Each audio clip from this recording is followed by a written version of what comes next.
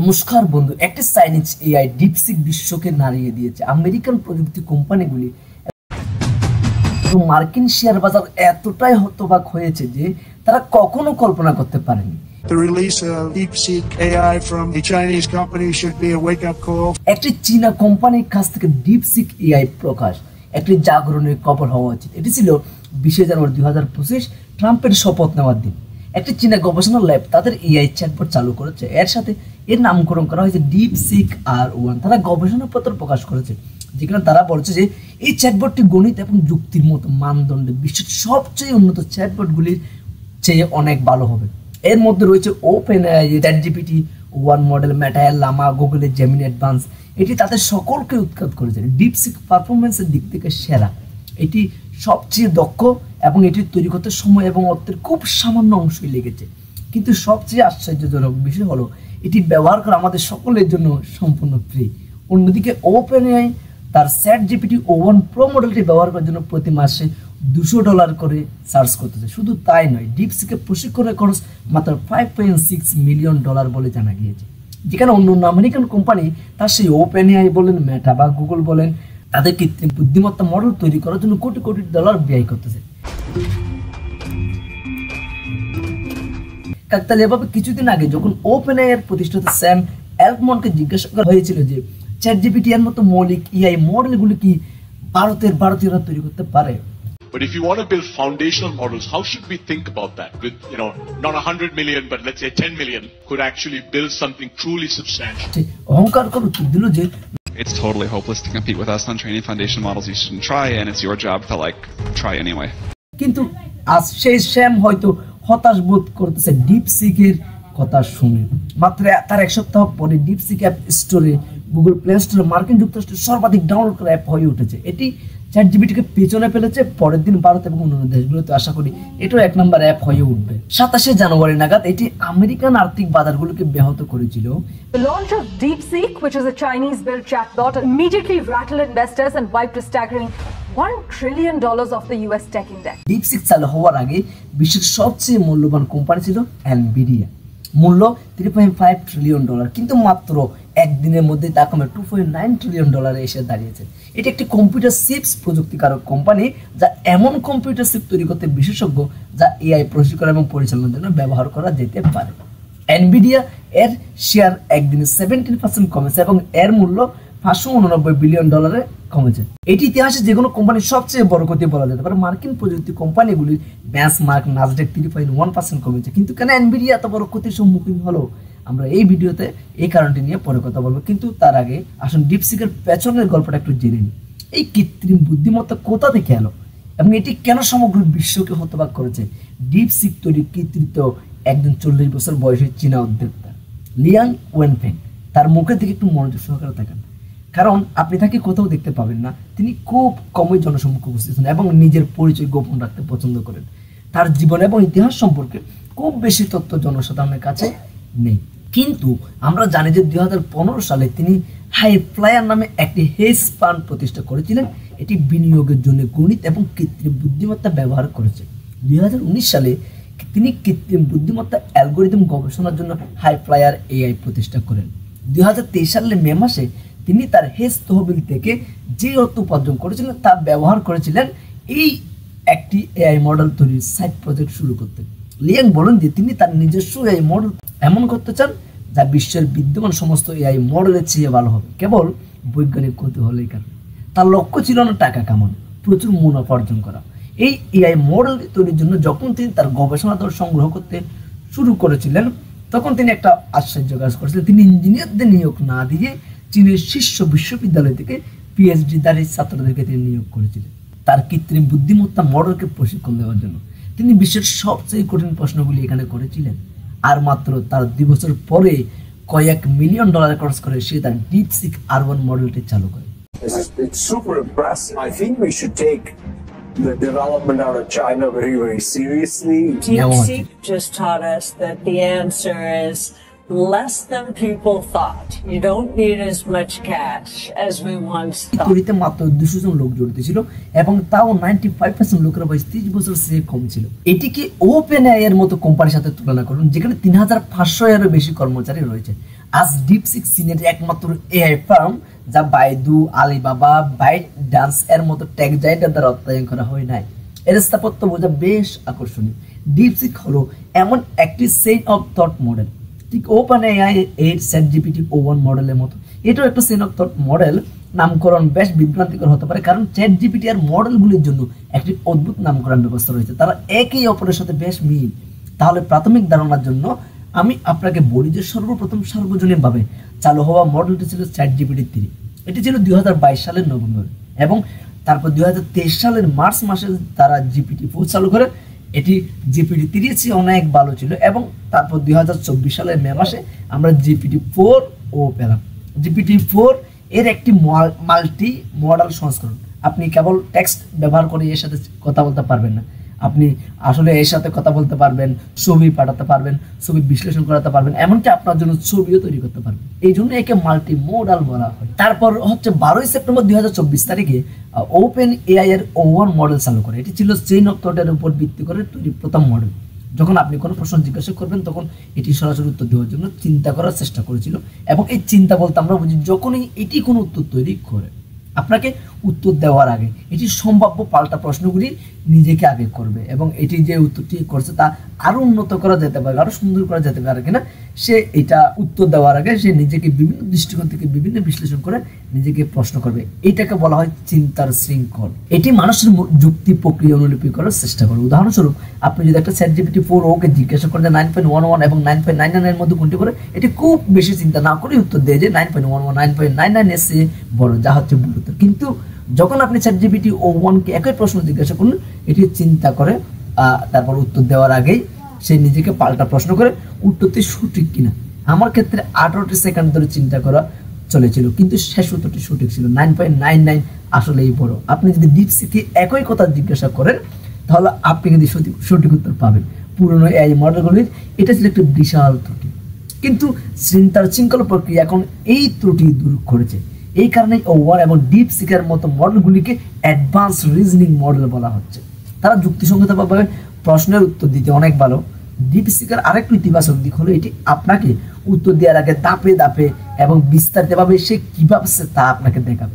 যেমন আমি এটা বলেছিলাম মানুষ সম্পর্কে একটি সত্যিকার অর্থে একটি মৌলিক অন্তর্দৃষ্টি দেওয়ার জন্য, তাই এটি ভাবতে শুরু করে ঠিক আছে আমাকে এমন কিছু ভাবতে দাও যা মানুষকে অনন্য করে তোলে এবং তারপর সে নিজেই পাল্টা বলে যে হ্যাঁ কিন্তু এগুলো বেশ পরিচিত, ব্যবহার করি, কিছু আসল জিনিস চাই, হয়তো আমার আরো গভীরে খতিয়ে দেখা উচিত যে বৈশিষ্ট্যগুলি কিভাবে অপ্রত্যাশিত উপায়ে মিথস্ক্রিয়া করে। এবং যদি আপনি এই উত্তরটি অনুসরণ করেন আপনি যে কোনো সময় এই ভিডিওটি পজ করে একটু ভালো করে পড়ে নেবেন, মিলিয়ে নেবেন। এখানে আপনি লক্ষ্য করবেন যে এটি বিভিন্ন দৃষ্টিকোণ থেকে উত্তর দেওয়ার জন্য চেষ্টা করছে। আপনি পর্দায় এই প্রকৃতি দেখতে পাবেন এবং এটি কতক্ষণ চিন্তা করে আপনাকে চূড়ান্ত উত্তর দেওয়ার আগে এটি কতগুলি সম্ভাবনা বিবেচনা করে। অনেক চিন্তা ভাবনা পর অবশ্যই সে উত্তর দিল যে মানুষই একমাত্র প্রজাতি যারা গল্প বলার মাধ্যমে জ্ঞানী ও বহিঃকঙ্কাল ব্যবহার করে। কিন্তু যখন আমি ChatGPT-4 কে এই প্রশ্নটি জিজ্ঞাসা করি তখন এটি তাৎক্ষণিকভাবে উত্তর দেয়। এটি খুব বেশি চিন্তা না করে আপনাকে প্রথম উত্তরটি দিয়ে দিয়েছে যা এটি বের করেছে। একইভাবে যদি আপনি এই পুরনো চ্যাটবটগুলিকে একটি এলোমেলো নম্বর নির্বাচন করতে বলেন তারা তাৎক্ষণিকভাবে আপনার জন্য একটি নম্বর নির্বাচন করবে। কিন্তু যদি আপনি একটি চেইন অফ থট মডেলকে একইভাবে করতে বলেন তারা এই প্রম্পটটি সম্পর্কে দীর্ঘ সময় ধরে চিন্তা করবে। এই স্ক্রিন রেকর্ডটি একটু দেখুন। বেচারা ডিপসিক কোন নম্বরটি বেছে নেবে ভাবতে ভাবতে আটকে গেল। এটি কি আমাকে একটি সাধারণভাবে ব্যবহৃত নম্বর দেবে নাকি এটি O এবং 1 এর মধ্যে একটি সংখ্যা তৈরি করবে? এটি উদাহরণ হিসেবে 42-এর কথা বলে, কিন্তু এটি চিন্তিত যে এটি একটি ক্লিশে হতে পারে। এটি 17 এবং 73 বিবেচনা করে তারপর এটি ভাবছে যে এটি কি 1 থেকে 100 এর মধ্যে একটি সংখ্যা নির্বাচন করা দরকার নাকি এটির সীমার বাইরে যাওয়া উচিত, কারণ ব্যবহারকারী একটি সম্পূর্ণ এলোমেলো সংখ্যা চান। এটি চিন্তিত যে এটি যাই বেছে নিন না কেন এটি সম্পূর্ণরূপে এলোমেলো হবে না।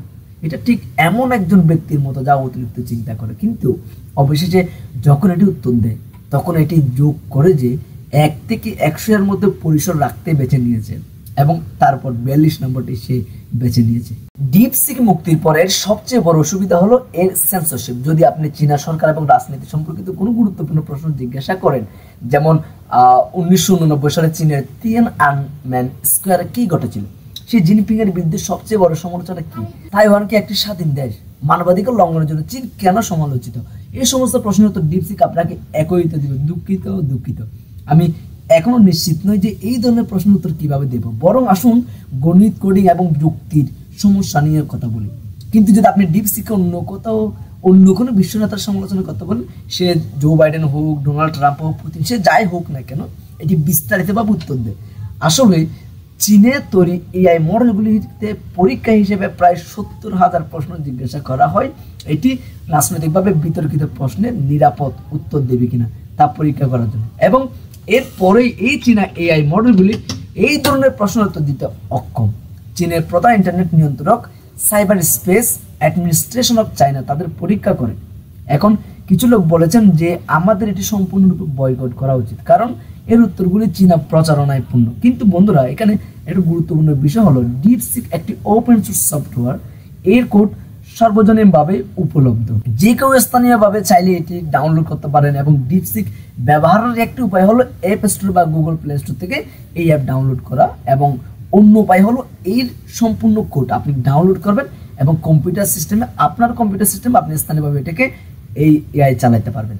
এটি করে আপনি এর কোড পরিবর্তন করতে পারবেন, আপনার ব্যবহারের ক্ষেত্র অনুযায়ী আপনার নিজের মতো করে আপনি নিজে পরিবর্তন করতে পারবেন। কিন্তু অন্য আমেরিকান কোম্পানি ইতিমধ্যে এটা শুরু করে দিয়েছে। পারপ্লেক্সিটি এআই এর মতো তারা ডিপসিক R1 মডেলটি ডাউনলোড করে সমস্ত সেন্সরশিপ মুছে ফেলেছে, এবং যখন আপনি পারপ্লেক্সিটিতে R1 মডেল ব্যবহার করতে পারেন, মাইক্রোসফটও কিন্তু এটা করতেছে। 29 জানুয়ারি থেকে প্রকাশিত এই সংবাদ নিবন্ধটি একটু পড়ুন। ডিপসিক R1 মডেলটি আর অ্যাজুরে A1 ফাউন্ডারিতে পাওয়া যাচ্ছে, এবং তারা ঘোষণা করেছে যে শীঘ্রই আপনি কোপাইলটে এই মডেলটি ব্যবহার করতে পারবেন। এবং যেহেতু এটি একটি ওপেন সোর্স চাইনা উৎপত্তি সত্ত্বেও ডিপসিক অনেক বেশি বিশ্বস্ত। মানুষ এটি ব্যবহার করে আমেরিকান কোম্পানিগুলোকে উপহাস করতেছে। ওপেন এআই এর মতো কোম্পানি, যার নামে ওপেন শব্দটি রয়েছে, প্রাথমিকভাবে এই কোম্পানিগুলো প্রতিশ্রুতি দিয়েছিল যে তারা জনসাধারণের জন্য কাজ করবে এবং সবকিছু তারা ওপেন সোর্স করে রাখবে, কিন্তু বাস্তবে তারা তা করেনি। ইলন মাস্ক প্রায়শই ওপেন এআইকে ক্লোজড এআই বলে ট্রল করেছেন। আজ এই চীনা এআই ওপেন এআই এর চেয়ে বেশি উন্মুক্ত। আমি আপনাকে একটা পারফরমেন্স তুলনা দেখাতে চাই। আজ উপলব্ধ শীর্ষস্থানীয় এআই চ্যাটবটগুলির মধ্যে সবচেয়ে উপরে রয়েছে ওপেন এআই এর চ্যাটজিপিটি, অ্যানথ্রোপিকের ক্লড এবং গুগলের জেমিনি, আর একটি চীনা কোম্পানি আলিবাবার রয়েছে Q1 2.5, মেটা ফেসবুকের মূল কোম্পানি লামা। যদি এগুলোকে ডিপসিকের সাথে তুলনা করা হয় তাহলে ফলাফল কি হবে? কৃত্রিম বিশ্লেষণ করে কোডিং এর দিক থেকে ডিপসিক রয়েছে শীর্ষে, তারপরে রয়েছে চ্যাটজিপিটি, ক্লড, Q1 2.5 এবং অবশেষে লামা। কিন্তু পরিমাণগত যুক্তিতে ডিপসিক শীর্ষে, তারপরে চ্যাটজিপিটি, তারপরে Q1 2.5। বৈজ্ঞানিক যুক্তি এবং জ্ঞানের দিক থেকে চ্যাটজিপিটি সবার শীর্ষে, তারপর ডিপসিক, তারপর ক্লড এবং অবশেষে লামা। যখন পিসি ম্যাক এআই চ্যাটবট পরীক্ষা করে দেখেছে যে সংবাদ সম্পর্কিত জ্ঞানের দিক থেকে ডিপসিক সেরা, গণনার ক্ষেত্রে চ্যাটজিপিটি এবং ডিপসিক সমান, কবিতা লেখার ক্ষেত্রে চ্যাটজিপিটি জিতেছে এবং টেবিল তৈরির মতো কিছু দাদা সমাধানের জন্য ডিপসিকই সেরা।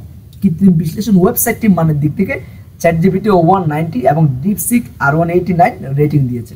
কিন্তু ডিপসিকের একটি বড় অসুবিধা হলো এর প্রতিক্রিয়ার সময়। এই গ্রাফটা একটু দেখুন, যেখানে লেটেন্সি দেখানো হচ্ছে প্রশ্ন জিজ্ঞাসা করার পর উত্তর পেতে কত সেকেন্ড সময় লাগে।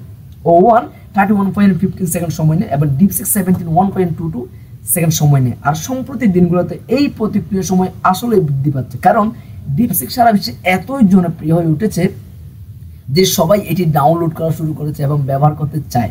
এই কারণে তারা তাদের সার্ভার নিয়ে সমস্যার সম্মুখীন হচ্ছে, তারা ব্যস্ত এবং তাই তারা সারা দিতে অনেক বেশি সময় লাগে। তাই এটি একটি বড় অসুবিধা।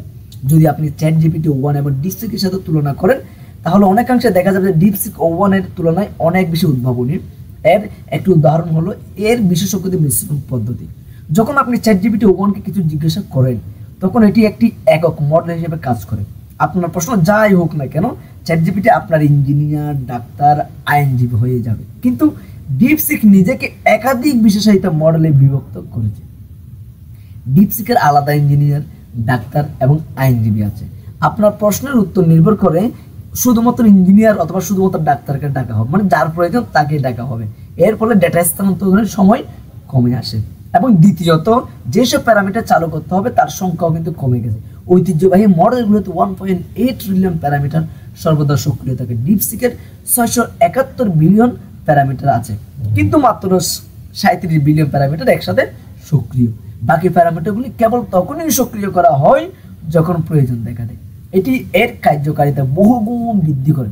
খরচ কমানোর সময় এই পরিমিতিগুলি কিভাবে কাজ করে এবার তা একটি ভিডিওতে ব্যাখ্যা করা কখনো সম্ভব নয়, এটি একটি দীর্ঘ বিষয়।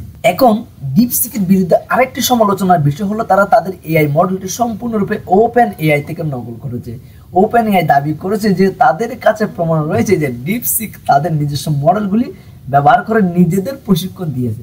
তারা দাবি করে যে তাদের কাছে পাতন প্রমাণ রয়েছে, যেখানে বড় মডেল থেকে প্রাপ্ত আউটপুট ছোট এআই মডেলগুলির কর্মক্ষমতা উন্নত করতে ব্যবহৃত হয়, যাতে ছোট মডেলগুলি কম খরচে একই ফলাফল পেতে পারে। কেউ একজন টুইট করেছেন যে ডাকাতি এখন কিভাবে চিন্তায় হয়েছে। ব্যাপারটা হলো কিছুটা হলেও চ্যাটজিপিটি নিজেকে প্রশিক্ষণ দেওয়ার জন্য ইন্টারনেটের বিভিন্ন জায়গা থেকে জিনিসপত্র কপি করেছে। লেখকদের অনুমতি ছাড়াই অনেক বই তাদের মডেলদের প্রশিক্ষণের জন্য ব্যবহার করা হয়েছে। এই কারণে গেম অফ থ্রোনসের লেখক জর্জ আর মার্টিন সহ 17 জন বিখ্যাত লেখক সেপ্টেম্বর 2023 সালে ওপেন এআই এর বিরুদ্ধে একটি কপিরাইট লঙ্ঘনের মামলা দায়ের করেন। New York Times open AI এবং মাইক্রোসফট এর বিরুদ্ধে একটি মামলা দায়ের করেছে। এর বাইরে 8টি আমেরিকান সংবাদপত্র এবং অনেক কানাডিয়ান সংবাদপত্র ওপেন এআই এর বিরুদ্ধে মামলা করেছে। এই একই কারণেই এই ধরনের মিম ভাইরাল হয়েছে, যেখানে ওপেন এআই হচ্ছে মাছ ধরছে এবং তারা যে মাছ ধরছে তা তার বালতিতে রাখে এবং ডিপসিক সেই বালতি থেকে মাছ ধরে ব্যবহারকারী হিসেবে। এটি আমাদের জন্য ভালো, কিন্তু দেশ এবং কোম্পানি পর্যায়ে আমরা এআই যুদ্ধের সূচনা দেখতে পাচ্ছি। 2022 সালে আমেরিকান সরকার রপ্তানি নিয়ন্ত্রণ আরোপ করে যাতে কৃত্রিম বুদ্ধিমত্তা প্রশিক্ষণের জন্য প্রয়োজনীয় কম্পিউটার চিপগুলি অন্য দেশগুলি ব্যবহার করতে না পারে, বিশেষ করে চীনা এআই কোম্পানিগুলি। এতে এনভিডিয়া এর H100 চিপস অন্তর্ভুক্ত ছিল। চীনা কোম্পানিগুলি এটি কিনতে অক্ষম ছিল। ডিপসিকের জন্য এটি সমস্যাযুক্ত ছিল, কারণ তাদের এআই মডেলগুলি প্রশিক্ষণের জন্য এনভিডিয়া এর পুরনো কম্পিউটার চিপ ব্যবহার করতে হয়েছিল। আমেরিকা তাদের মতো মৌলিক এআই মডেল তৈরি থেকে অন্য কোথাও দেশকে বিরত রাখার জন্য যথাসাধ্য চেষ্টা করেছিল। এআই মডেলগুলোকে প্রশিক্ষণের জন্য প্রয়োজনীয় কম্পিউটার চিপগুলি অস্বীকার করে, আর তাই ডিপসিকে কর্মরত লোকেরা উদ্ভাবন করতে বাধ্য হয়েছিল। তারা এমন একটি সফটওয়্যার তৈরি করেছে যা সম্পদের খুব সামান্য অংশ ব্যবহার করে এবং খরচের খুব সামান্য অংশই আর দক্ষতার সাথে কাজ করে। বন্ধুরা, এই কারণে এনভিডিয়া এর স্টক সবচেয়ে বেশি পড়ে গেছে, কারণ কয়েক মাস আগে পর্যন্ত মেটা, ওপেন এআই এবং গুগলের মতো কোম্পানিগুলো দাবি করেছিল যে আমরা যদি এআই এর উচ্চ স্তরে স্কেল করতে চাই তাহলে আমাদের আরো চিপ, আরো শক্তি এবং আরো অর্থের প্রয়োজন হবে। কিন্তু ডিপসিক কম টাকা, কম শক্তি এবং পুরনো কম্পিউটার চিপগুলো ব্যবহার করেই সব কিছু করেছে। আমাদের এটাকে একটা প্রেরণা হিসেবে দেখা উচিত। যদি এটা চীনে করা যায় তাহলে বাংলাদেশেও করা যেতে পারে। বাংলাদেশিদেরও তো এই ধরনের উদ্ভাবনের ক্ষমতা রয়েছে। আমাদের কেবল আমাদের মনোযোগ এবং সঠিক যে শক্তি সঠিক জায়গায় বিনিয়োগ করতে হবে। ব্যক্তিগত পর্যায়ে কৃত্রিম বুদ্ধিমত্তার ক্ষেত্রে নিজেকে উন্নত করার জন্য এই সুযোগটি কাজে লাগানো উচিত। আমাদের দেশে বেশি ধর্মান্ধতার কারণে কিছু করতে পারছি না। সরকারের সায়েন্স এবং টেকনোলজি ইউনিভার্সিটিগুলোতে, বুয়েট, সুয়েট, কুয়েট, রুয়েট এই ইউনিভার্সিটিগুলোতে এবং কারিগরি শিক্ষায় বেশি বেশি বিনিয়োগ করলে আমরাও সামনে এমন কিছু ভালো বিশ্বকে উপহার দিতে পারবো। তবে এতে কোনো সন্দেহ নেই যে যারা এই প্রযুক্তিকে উপেক্ষা করবে তারা ভবিষ্যতে পেছনে পড়ে থাকবে। ভবিষ্যতে বিশ্বব্যাপী প্রতিটি ক্ষেত্রে এই কতটা যে প্রভাবশালী হবে তা কল্পনা করা করি। তো যাই হোক বন্ধুরা, ভিডিওটি শেষ পর্যন্ত দেখার জন্য ধন্যবাদ। আশা করি ডিপসিক সম্পর্কে সম্পূর্ণ তথ্যটা আপনারা জানতে পেরেছেন। যদি মনে হয় ভিডিওটা ইনফরমেটিভ তাহলে অন্যদের সাথে শেয়ার করতে বলবেন না এবং সাবস্ক্রাইব করতে বলবেন না। নমস্কার।